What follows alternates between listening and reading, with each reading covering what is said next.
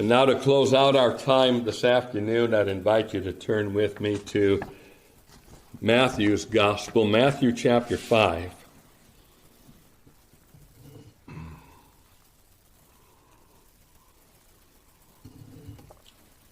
This is a section in Matthew's Gospel we recognize as the Sermon on the Mount.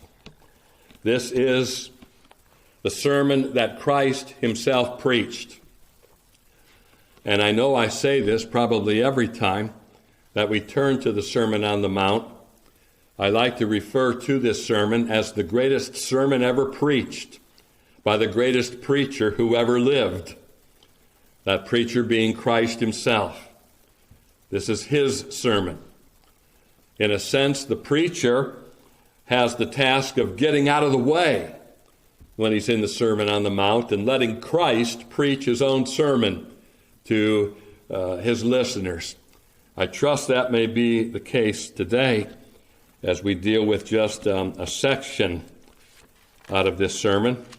I'm going to read a portion beginning in verse 27, Matthew 5 and verse 27. This is Christ now speaking, Christ preaching.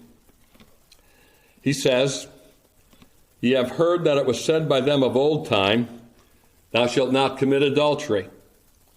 But I say unto you that whosoever looketh on a woman to lust after her hath committed adultery with her already in his heart.